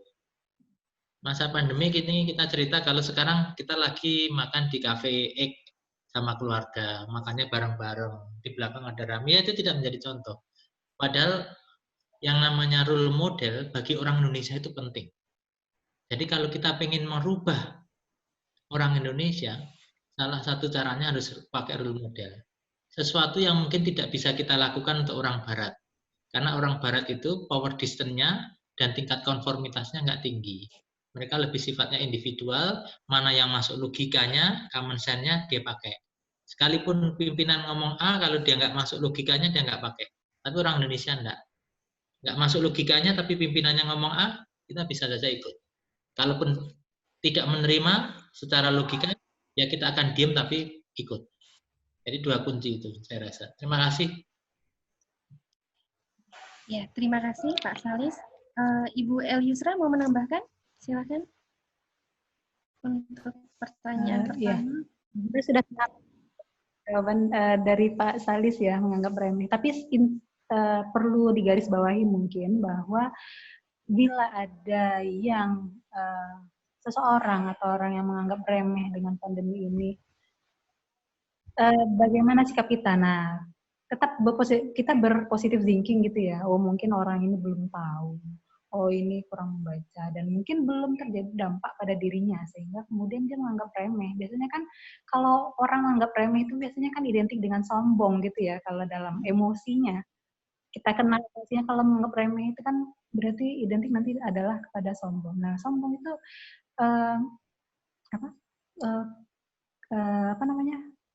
Terkadang ya itu dibutakan mata hatinya, kolbunya gitu ya, sehingga dia menganggap remeh pada orang lain terkait dengan pandemi ini. Mungkin itu saja Mbak Nandini. Saya kira jawaban Pak sudah sangat Terima lengkap kasih pada Pak Salis dan Bu Elisra ya untuk pertanyaan pertama. Selanjutnya pertanyaan kedua dari Mbak Yundita Putri. Mbak Yundita mau langsung bicara atau mau dibacakan? Halo Mbak Yundita? Oke, mungkin saya bacakan ya, saya bantu bacakan. Mbak Yundita ini mau bertanya, jadi di sini masyarakat di daerah saya, termasuk kakek saya, masih suka mengikuti kegiatan pengajian yang notabene diikuti oleh banyak orang. Mereka percaya bahwa yang mereka lakukan ini baik, dan kesannya menjadi wajib, karena tidak perlu ditiadakan walaupun sedang ada pandemi ini. Mereka yakin bahwa benteng utama dari pandemi ini ya hanya berpasrah pada Allah saja. Tetapi menurut saya, pasrah saja tidak cukup jika tidak dibarengi dengan ikhtiar, contohnya dengan menghindari kerumunan. Lantas, bagaimana seharusnya saya menanggapi hal ini? Karena ini cukup mengganggu pikiran saya, tetapi juga sulit memberitahu masyarakat ini, terutama kakek saya, karena usia saya yang jauh lebih muda dan dianggap tidak pantas untuk mengkritik hal tersebut. Terima kasih. Mungkin kepada Bapak Salis dulu ya. Monggo, Bapak. Terus ke saya dulu juga tidak apa-apa. Oh, iya. Monggo, mungkin Mbak El Yusra. Silakan. Baik, boleh. Terima kasih, Mbak Nanita. Yang bertanya tadi Bu Yundita Putri gitu ya. Iya. Terkait dengan orang terdekat kita yang kemudian tetap beraktivitas keluar rumah gitu ya, seperti mengikuti pengajian, kakek orang yang lebih tua dibanding kita. Nah, tentu kita nggak mungkin untuk bicara, oh nggak boleh, kita langsung melarang kan nggak boleh gitu ya, karena memang nanti kita dibilang tidak hormat pada orang tua. Padahal dalam agama kita itu diajarkan bahwa yang muda harus menghormati yang tua. Nah, mungkin kalau saran saya, kita tidak boleh langsung berbicara belak-belakan kepada orang tua kita atau kakek tadi. Mungkin kita perlu pendekatan hati dulu ya. pendekatan hati dulu artinya adalah kita mesti baca situasi juga, bagaimana kondisi emosi dari kakek kita. Jadi kita masuk untuk bicara kepada kakek tadi itu dalam kondisi bahwa kita tahu kondisi psikologis dari kakek kita itu dalam keadaan tenang, tidak sedang emosional, tidak sedang marah, tidak sedang kesal gitu. Jadi kita mesti melakukan pendekatan personal atau persuasif dulu kepada kakek tadi. Kalau perlu mungkin kalau istilahnya kita mungkin kita sambil mungkin dengan bercerita tentang kondisi pandemi, korban pandemi sekarang, mungkin dalam artian yang begitu banyak korban, walaupun tidak punya riwayat ikut kegiatan yang bersama, tanpa gejala sekalipun ternyata korban COVID itu juga ternyata ada gitu ya. Mungkin kita perlu sampaikan secara perlahan-lahan. Tapi tentu saja pertama kita harus melihat situasi kondisi psikologis dari orang tua kita atau kakek tadi gitu ya. Jadi tidak etis pula kalau kemudian kita langsung tidak boleh, kakek nggak boleh ke masjid, langsung menghambat aktivitas beliau. Tapi kemudian bicaralah dari hati ke hati. Kalau perlu pun kita mungkin ceritanya sambil mengeluarkan air mata, saya kira mungkin nggak apa-apa juga ya, gitu ya. Artinya adalah kita ingin menjembatani dari hati ke hati kepada orang tua kita, gitu. Mungkin itu jawaban dari saya. Mungkin ada jawaban yang lebih baik dari Pak Sulis mungkin. Terima kasih pada Mbak Eliusra.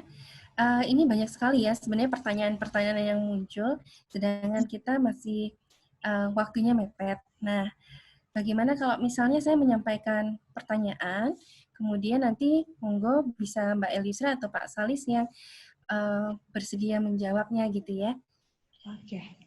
Oke, selanjutnya pertanyaan selanjutnya adalah dari Imam Slamet. Di sini saya sering mengalami secara teori, tahu, dan kadang juga memberi nasihat sesuai kemampuan. Tapi ketika kondisi kecemasan dan down itu menimpa diri, kok sulit juga ya. Mohon nasihatnya Pak Yai. Mungkin ditujukan pada Pak Salis ya. Bapak Salis. Baik, saya pahami pertanyaannya. Tapi perlu saya klarifikasi ya, kalau disebut Pak Kiai rasanya, dan kita kalau orang Muhammadiyah memang juga nggak biasa kiai-kiainan ya. Ya. Tapi begini, kalau kita memang yang harus diingat bahwa ya namanya hati itu yang memiliki Allah dan wajar namanya bisa berubah-ubah karena itulah sifatnya dari kolbu. Ya.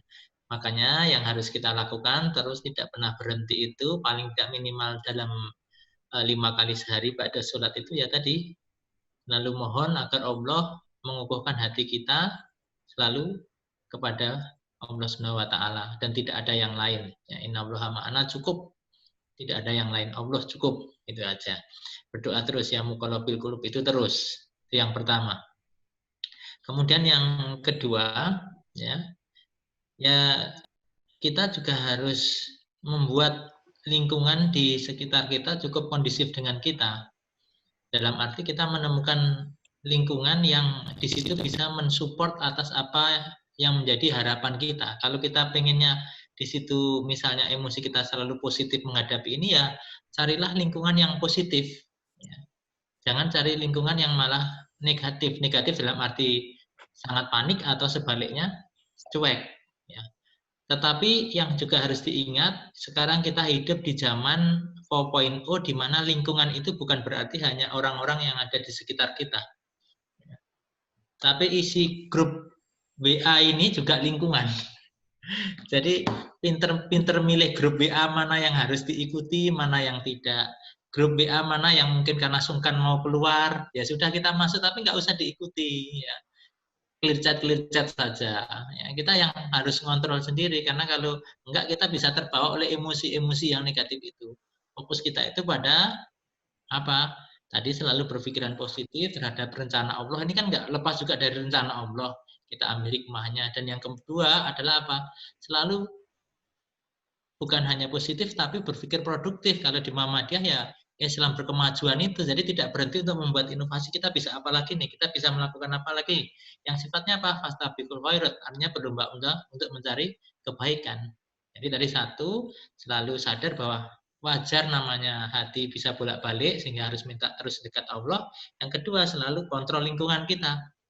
Ya, ini yang kedua. Kemudian yang ketiga, kalau memang dirasa itu tidak cukup istilahnya membantu, ya memang kita harus minta tolong pada orang. Karena kadang kita butuh orang lain itu bukan hanya untuk membantu kita menemukan solusi, tapi paling tidak membantu kita untuk melihat apa yang terjadi itu dalam perspektif yang berbeda. Nah, jadi kita melihat seperti ini, saya ketemu dengan Mbak Nandini, bukan berarti Mbak Nandini akan bisa membantu saya.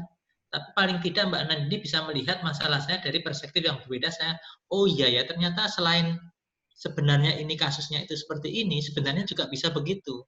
Nah, ini. Jadi kita butuh juga bantuan orang lain, tapi dalam memilih bantuan orang lain ini juga tentu penting kita perhatikan ya. Tentu orangnya yang harus kita percaya, orangnya juga harus kita tahu memiliki pengetahuan akan hal itu. Jadi kalau tanya informasi tentang sejauh mana COVID ini berbahaya bagi tubuh, ya jangan tanya ke saya bukan dokter. Ya, itu misalnya. Jadi harus pas. Dan terakhir yang harus diingat, kita juga harus menjaga jangan sampai kita itu berlebih. Makanya dalam agama kita kan segala yang berlebih tidak baik ya. Karena ketika kita semangat dan berlebih, itu bisa nanti kalau dalam agama nanti bisa capek, lelah, futur akhirnya. Jadi malah down bukan karena apa-apa, karena capek sendiri, lelah sendiri, futur. Tapi kalau di dalam psikologi, ya menjadi berlebih itu sebenarnya bisa jadi tanda-tanda dari kondisi mania. Mania itu pasangannya depresi. Jadi orang itu kan ketika dia punya depresi tapi nggak mau give up, nggak mau menyerah, maka dia berusaha denial dengan melakukan hal yang kebalikan. Omongannya membesar, dia jadi semangat gini sebenarnya untuk menutupi apa yang dalam dirinya rapuh itu, tapi tidak menyelesaikan persoalan. Nanti ketika kita seperti itu, pada akhirnya kita akan kelelahan sendiri dan akhirnya depresi lagi. Sehingga proses yang terjadi ya naik turun, itulah yang disebut dengan bipolar disorder. Jadi kalau bisa ya kita nggak usah berlebihan ya, dalam segala hal agar tidak mengalami seperti itu. Ciptakan lingkungan yang selalu positif dan kemudian di situ kita tidak lupa selalu menjaga kedekatan kita dengan yang di atas. Barangkali demikian, semoga menjawab yang ditanyakan. Iya. Matur suwun Pak Salis. Kemudian selanjutnya di sini ada pertanyaan dari Pak Muhammad Fatoni. Tadi udah angkat tangan Pak Fatoni ini. Bagaimana dengan stigma negatif pada perawat dan dokter yang diusir, dicemooh, diprotes, dan resiko tinggi tertular COVID, bahkan jenazah ditolak. Ini bagaimana stigma negatifnya pada tenaga medis di lapangan? Monggo Pak Salis atau Pak Bu Elisra yang bersedia menjawab. Biar adil Bu Eli dulu boleh gantian. Ya, Bu Elisra monggo. Nah, stigma negatif perawat yang diusir. Nah, ini miris banget ya kalau kita stigma negatif dari masyarakat yang perawat ataupun dokter yang diusir dari lingkungannya. Saya kira kita selaku manusia yang beriman, kemudian kita selaku insan Tuhan gitu ya, tidak sepantasnya kemudian kita memberikan stigma negatif pada perawat. Ini stigma negatif artinya adalah perawat dan dokter itu sudah memberikan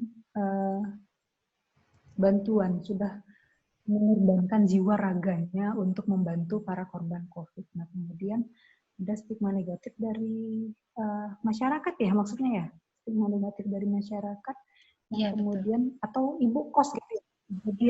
Kejadiannya itu ada seperti ibu kos yang kemudian mengusir salah satu anak kosnya yang kebetulan adalah perawat gitu ya. Nah, ini saya kira mungkin kurang manusiawi ya kalau secara kurang manusiawi kemudian mengusir. Ya walaupun mungkin ibu kos itu mungkin merasa takut ataupun cemas akan tertular gitu ya. Mungkin dia nah saya kira mungkin stigma itu perlu dirubah lah gitu ya.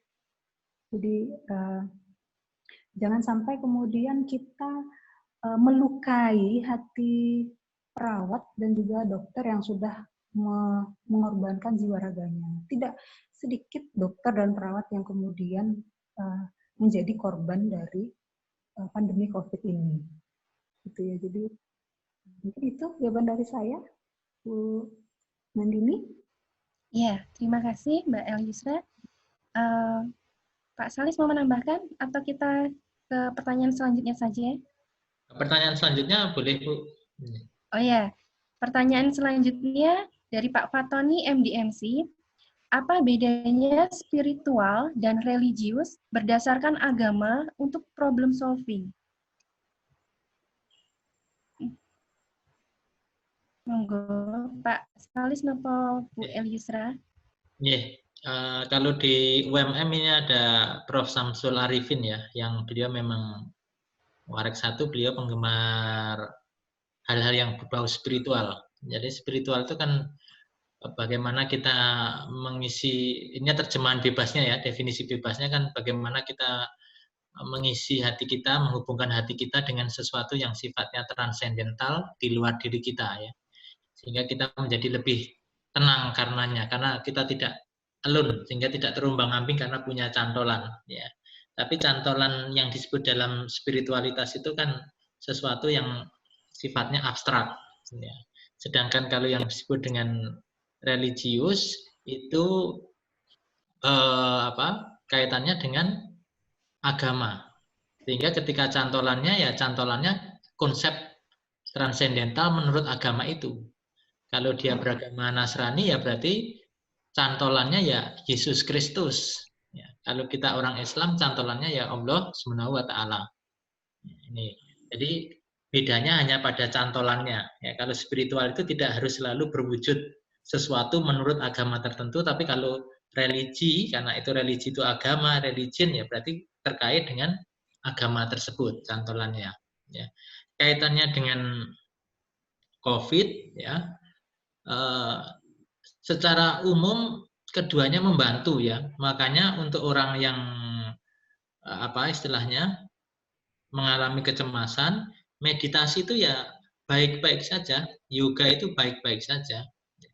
Tapi memang di situ dalam kacamata saya ketika cantolannya abstrak itu menjadi sebenarnya tidak cantolan ya.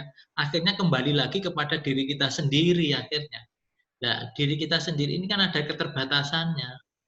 Sehingga dalam satu titik ya kita akhirnya bisa saja terlempar dari apa yang kita usahakan untuk bertahan. Dalam wujud konkretnya gini, kita mengalami kecemasan, kita melakukan meditasi atau yoga untuk melakukan ketenangan diri. Ya bisa saja itu membantu. Tapi di situ berarti kita ngatur segala sesuatunya kaitannya kembali ke pikiran kita. Tapi kalau dalam konsep agama ya tidak. Kita misalnya saya orang Islam, ya meditasi saya berupa sholat. Tapi di dalam sholat saya tidak kemudian bagaimana mengendalikan pikiran saya. Jadi berhenti pada di sini. Ya. Tapi kita bawa ke atas, yaitu pada Allah Subhanahu wa taala. Makanya kalau disederhanakan, spiritualitas itu sebenarnya going inside. Solusinya adalah going inside. Tapi kalau agama, solusinya bukan going inside, tapi going up, ya, going up ke Allah. Ini bedanya. Sama-sama membantu, ya. Tapi kalau saya sebagai orang Islam ya mengatakan tentu yang terbaik ya ketika kita yang ke atas. Dan cuma persoalannya begini ya, ketika saya ngomong begini ini, riset-riset kita terkait dengan konsep-konsep psikologi Islam dan manifestasinya dalam konseling terapi itu belum terlalu banyak. Ya, jadi masih sebatas saya katakan keyakinan belief saya dan logika saya. Ya. Jadi jawaban saya itu bahwa membantu. Untuk orang-orang yang tidak meyakini Tuhan kan tidak bisa kita paksa untuk mengikuti religi. Tapi di situ ketika dia cemas, kita ketemu klien cemas dan dia tidak terlalu dekat dengan agama, pendekatan yang terbaik ya spiritualitas, bukan religi.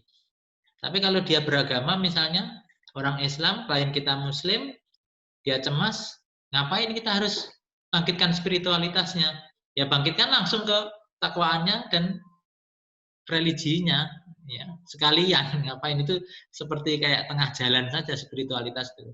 Jadi saya dari Malang mau ke Surabaya, itulah Surabaya itu agama. Tapi kalau Pandaan itulah spiritual.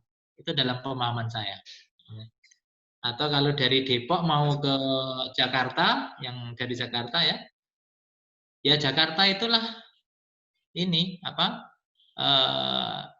Cikini itulah religi. Tapi kalau lubang buaya itu spiritual, tengah jalan saja. Demikian kalau hemat saya.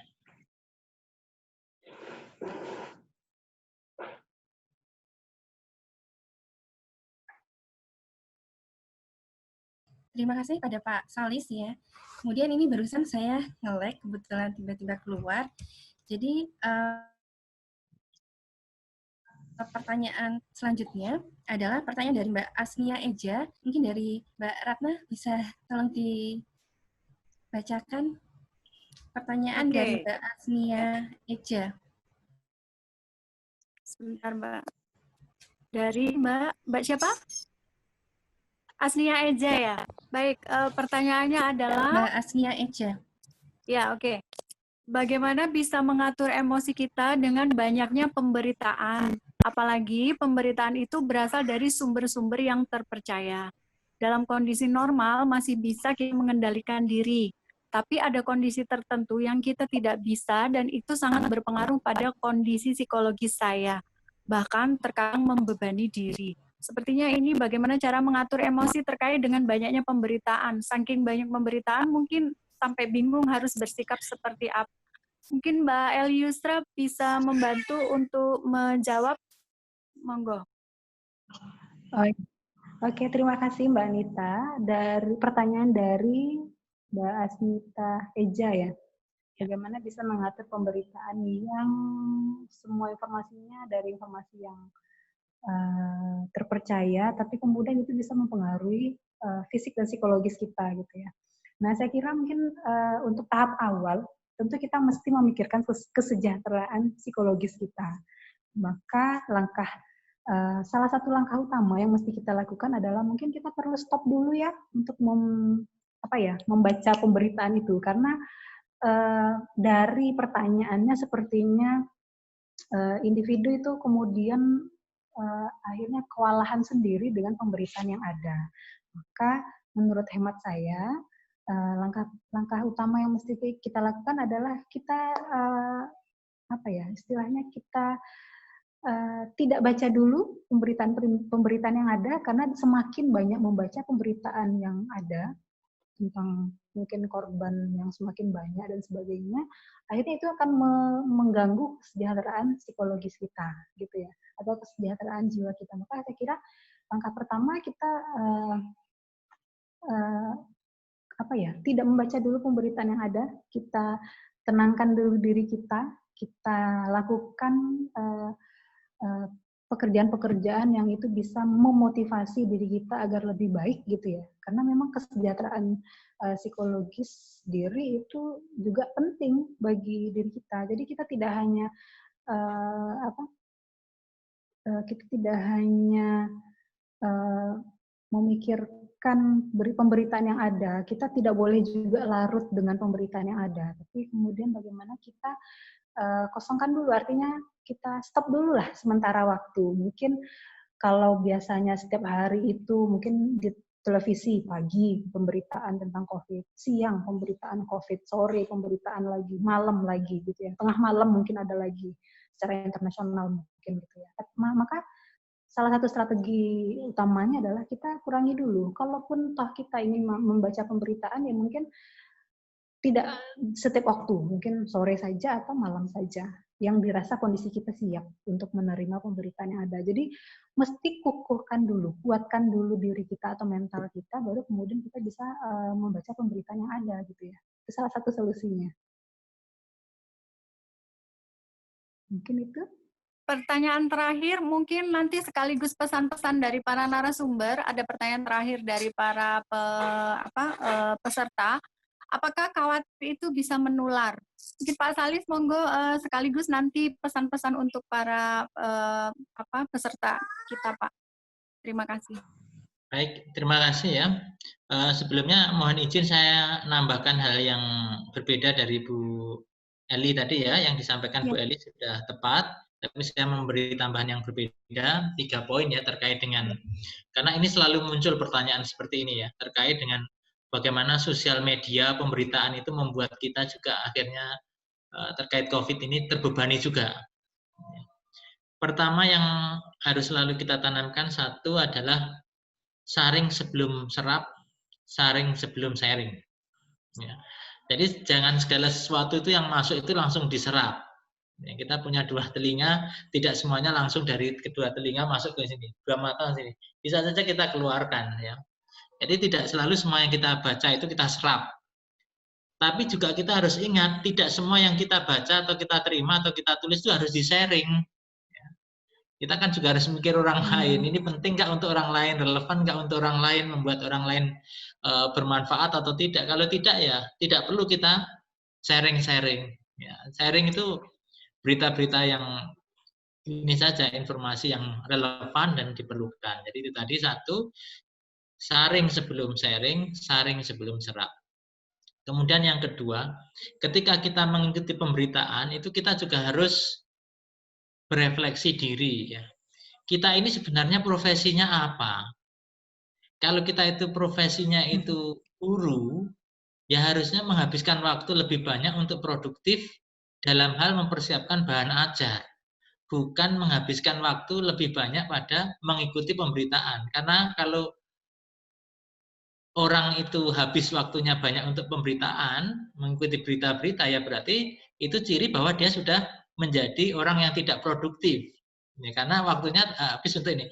Kecuali kalau dia memang pekerjaannya misalnya menjadi apa ya, wartawan, atau misalnya dia kaitannya menjadi humas atau apa yang memang harus mengikuti pemberitaan ya. Tapi kalau pekerjaannya itu dosen, ya ngapain saya harus tiap saat membaca berita tentang COVID tiap hari dan tiap saat ya. Seperlunya saja agar produktif waktunya. Kemudian yang ketiga, kalau kita memang sudah nggak bisa lepas selalu mengikuti pemberitaan, kita harus waspada. Jangan-jangan kita mengalami apa yang disebut fear of moving out tadi, misalnya. Jadi kita sudah mengalami salah satu ciri dari kecanduan gadget dan media sosial. Nah kalau sudah seperti ini berarti memang harus segera minta tolong, minta bantuan. Ini butuh treatment ya. Ini karena sudah nggak bisa lepas lagi. Itu tambahan saya untuk Bu Eli tadi, sudah bagus sekali. Kemudian yang berikutnya, tadi pertanyaannya, malah kelupaan tadi. Pertanyaannya apa ya tadi ya? Ya. Oh iya, khawatir itu menular karena manusia itu dibentuk oleh fungsi internal kita, psikologis kita, dan lingkungan kita. Karena itu keberadaan kemampuan kita untuk memilih lingkungan yang positif juga penting. Ya. Jadi jawaban saya jelas sekali, khawatir itu menular. Seperti halnya semangat itu juga menular. Kemalasan, rasa malas itu juga menular. Ya. Itu jawaban saya. Jadi khawatir itu menular. Kemudian pesan-pesan saya yang terakhir ini, pesan saya ada 2 pesan barangkali. Yang pertama, kita sebagai orang yang berakal dan berilmu harus tahu apa itu COVID, harus paham tentang apa sebenarnya COVID. Ya. Sehingga kita harus bisa terus waspada, tapi kita juga harus tahu bahwa ketika kita panik itu membuat imun kita menurun. Jadi poin pertama pesan saya adalah terus waspada, tapi jangan panik. Terus waspada, jangan panik. Kemudian yang kedua, apalagi bagi mungkin peserta yang dari Muhammadiyah ya, Muhammadiyah itu kan jiwanya menjadi suluh. Kita selalu berpikir bukan hanya tentang kita, ya, tapi tentang juga orang-orang sekitar kita. Sehingga pesan saya, ya mari kita tidak lelah untuk terus mengingatkan orang-orang sekitar kita untuk tetap waspada, jangan panik. Jika kalaupun kita tidak bisa mengingatkan orang di desa kita, paling tidak kita bisa mengingatkan satu RW kita. Kalaupun kita tidak bisa mengingatkan orang di satu RW kita, paling tidak kita bisa mengingatkan orang di RT kita. Kalaupun kita tidak bisa, ya paling tidak kita bisa mengingatkan keluarga kita. Segala sesuatu harus kita mulai dari diri sendiri, baru kemudian keluar. Itu saja dua pesan saya, dan karena ini kesempatan terakhir, atas kurang lebihnya saya mohon maaf, semoga bermanfaat. Kalau ada benarnya itu juga datang dari Allah, kalaupun ada salah tidak lepas dari nafsu saya sendiri yang mungkin suka menambah-nambah atau mengurangi apa itu yang namanya kebenaran. Terima kasih. Akhirul kalam. Assalamualaikum warahmatullahi wabarakatuh. Waalaikumsalam warahmatullahi Waalaikumsalam. wabarakatuh. Mungkin dari Mbak Eliusra untuk memberikan pesan kepada para pendengar pemirsa. Monggo, Mbak. Ya, pertama saya juga menjawab yang khawatir tadi ya, tapi menularkan energi yang negatif gitu ya. Jadi jangan kita berusaha untuk menularkan energi negatif kepada orang lain ataupun kepada diri kita, tapi tularkanlah energi-energi positif gitu ya. Kemudian pesan-kesan mungkin apa ya? Apapun keadaannya, kita tetap terus menjalani hidup dan kehidupan ini. Gitu. Kita tidak akan mungkin keluar dari kehidupan ini meskipun korban COVID mungkin makin bertambah, makin banyak, yang mungkin informasinya itu tidak begitu kita ketahui secara langsung gitu ya. Yang jelas, semua ini adalah dari Allah. Ini adalah bentuk dari ujian ataupun cobaan, di mana ketika Allah itu ingin menguji hambanya, maka sebenarnya Allah ingin mengangkat derajat keimanan kita. Untuk itu, la takhaf wa la tahzan innallaha ma'ana. Jangan takut, jangan cemas, karena sesungguhnya Allah itu adalah bersama kita.